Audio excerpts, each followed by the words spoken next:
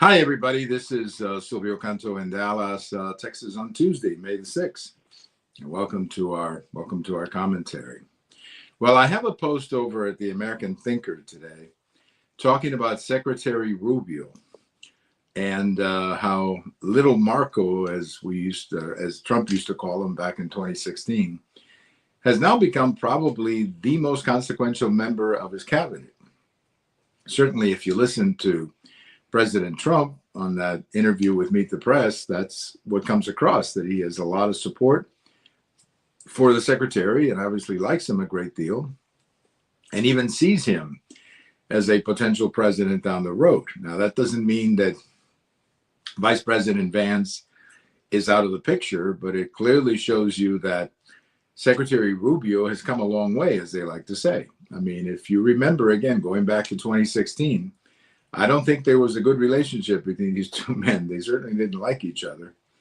But, once President Trump won the election in 2016 and served as president, he had Secretary Rubio behind him all the way, or Senator Rubio. And now that for re-election, of course, he also had Senator Rubio with him all the way, including going on television and defending candidate Trump on issues like immigration and some of the other things. Now, as Secretary of State, there's no question that Secretary Rubio has become a very forceful and clearly one of the leaders in the cabinet. And I'll go as far as saying he may be the most influential member of the cabinet, the one person, well, maybe with the exception of the Secretary of Treasury, that President Trump relies on the most. So what does this mean for 2028? It's hard to tell because 2028 is so far down the road that there's a lot more stuff to do now, a lot more fish to fry, as they say, in the interim. But if, things continue on the path that they're in, I think the possibility of a Vance Rubio ticket in 2028 is, at least in my mind, becoming more and more a reality. And if for whatever reason Vice President Vance decides not to follow or seek the presidency in 2028, then I think you clearly have to see Secretary Rubio as a potential contender. The one thing about Secretary Rubio, as well as Vice President Vance, as well as Governor DeSantis in Florida, is that these are very young men and they have lots of time to wait for an opportunity to run for president down the road. But they're all very well, they're all wonderful people. And clearly right now, if you watch that Meet the Press interview, Secretary Rubio is rising and clearly becoming a very important force in the Trump cabinet. And I'll say it again. I think he may be the most consequential member of the cabinet. Now, he's got some tough issues, too, that he's dealing with as Secretary of State. So that makes him very visible as a cabinet member. And that's, again, something that will play a role. So, again, what does this all mean in 2028? It's too early to tell. There's so much time. It's not even a good idea to make predictions that far ahead. But you got to like how Senator, or now Secretary Rubio, you got to like the fact that he's rising, and he's rising in the eyes of the most important person, and that is the President of the United States. So we'll keep an eye on that story as it develops down the road. The Prime Minister of Canada is in town today, and I happened to watch those questions and answers that they both answered during lunchtime. And look, the relationship between Canada and the United States is very deep, good neighbors. And I have no doubt that we're going to resolve the issues, whatever issues we have. I'm pretty sure they will be resolved and both sides will be happy. But there are a couple of things that I want to mention with respect to Canada. I think my biggest beef with Canada is the fact that they have not kept up with their defense. Canada does not contribute the 2% that they're supposed to contribute as a member of NATO. Every member of NATO has to invest at least 2% of their GDP in the military, spending. And they're not doing that. And I suppose to some extent, they're not doing that because they've had some liberal governments who would rather spend the money on welfare or whatever. And that's fine. That's fine. That's a choice the Canadians make.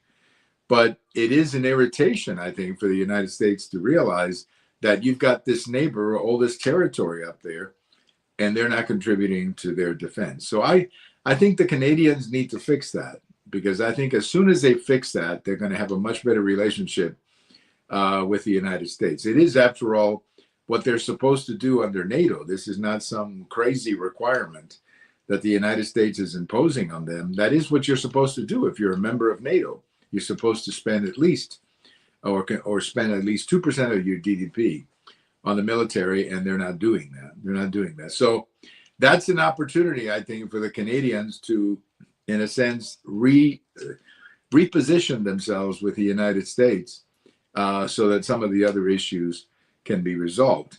The other big question that we have with Canada, and it's not necessarily the United States, because Canada has the same question, and that is China. I was watching an interview today at lunchtime with the Premier of Ontario, Doug Ford. Premier is like their governor up there. And he was saying about China, that the United States and Canada should worry about China. And he's exactly right about that. He is 100% correct about that. Now, the United States under Trump has taken a very aggressive posture with respect to China, particularly trade. But the one thing that we have got to be very worried about is Chinese influence in Mexico, and the reality that the Chinese may be building manufacturing operations in Mexico with the purpose of exporting that to the United States, basically using Mexico as a way of tapping into the North American market. And that is something that we have got to make sure that does not happen. That we've got to make sure it doesn't happen. Now, the Trump administration was successful in negotiating with Panama to get the Chinese out of the canal. That was a good deal. That worked out well. But we have got to make it very clear to the Mexican government that if they want to continue in the North American agreement, or free, it's not called that anymore, whatever it's called right now, what used to be called NAFTA, I just call it the free trade agreement. If they want to participate in that with Canada and the United States, that they've got to keep Mexico or China out of Mexico. Now, I don't know whether they can do that or not, but that's got to be a condition of any renegotiation that includes Mexico. I know that I've heard not just Premier Ford from Ontario, but even the Premier of Alberta, Premier Smith, she has also talked about that. She's also talked about the concerns that they have with Mexico. Now, that then, of course, takes us to another very tough topic for the new Prime Minister, and that's Alberta. Alberta is the one province in Canada to the west, what they like to call Western Canada, which is where the Conservatives did the best. Alberta is not happy with the Canadian federal government. They have many times threatened to leave, and they're supposed to be having a vote, I guess, soon, a referendum, I guess, on whether or not they should leave Canada. I don't know how it's going to turn out, because I just don't know enough about internal politics in Alberta or in Canada to tell you. My gut feeling tells me that they're not going to get the votes to leave Canada. In other words, I think that they're likely to stay in Canada, but I'm just hoping that the new Prime Minister understands how distant some of these Western provinces feel from the federal government. Too much, I suppose, or too many Canadians in the West feel that Ontario and Quebec take all the oxygen, and they're not happy with that, and they shouldn't be happy with it. So hopefully they can resolve this issue and Alberta can stay in Canada, because if Alberta were to vote to secede or leave or become an independent country, that is going to create a lot of problems in Canada, because if Alberta goes, there's probably a couple of other provinces that will go as well, because they're very similar, very conservative provinces that are very likely to leave. So hopefully the new Prime Minister, when he goes back, can get together with Albertans and cut a deal or do something to make the people of Alberta feel like they're part of a union, because at the moment they don't. They don't feel they're part of any union, and that's not a good deal when that happens. But again, on trade, I think we can work something out. On NATO, I think the Canadians need to do their share. And with respect to Alberta, well, I'll leave that up to the Canadians. But they've got to fix that, because Alberta and a lot of Western Canada, and I have friends here in Texas from those regions, and they'll tell you that they're very unhappy with what they call the federal government, or Ottawa, which is their capital city where the federal government is. Well, I've got a post coming out tomorrow, Wednesday, about what's going on up in Maine. You may have heard about this, where a man competing as a woman just basically rewrote all the women's records. This is a man who, when he was running as a man, he was number 172 among the men running. 172. When he runs as a woman, he's number one. Not only number one, but he's rewriting all the women's records, basically wiping them out.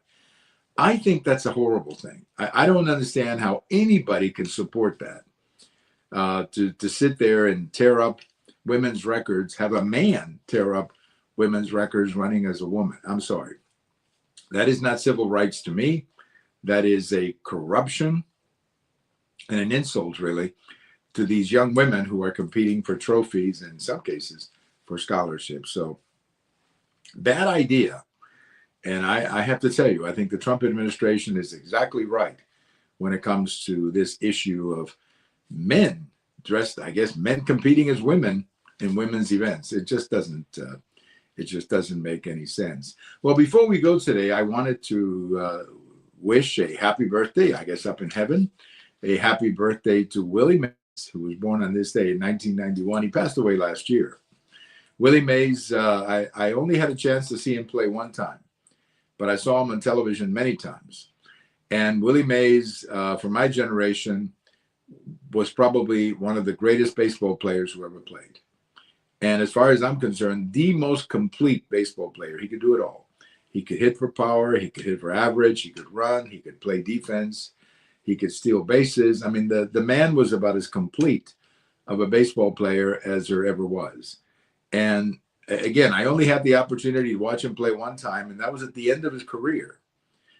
Because, you know, I grew up in an American League city, so we didn't have a National League teams coming in. But, you know, back then we didn't have all the television either. So maybe you got to see him in the game of the week or the All-Star game or something like that. But he was, you know, just unbelievable, an unbelievable player, Willie Mays. And he was born on this day in Alabama in 1931, passed away last year. But as far as I'm concerned, if I had to pick one player, if you came to me and said, who was the greatest player of all time, and you had me pick one, it would be Willie Mays. I think he was the greatest player to ever wear a Major League uniform. Thank you for listening. Have a wonderful day, everybody, and we'll talk to you later. This is Silvio Canto in Dallas.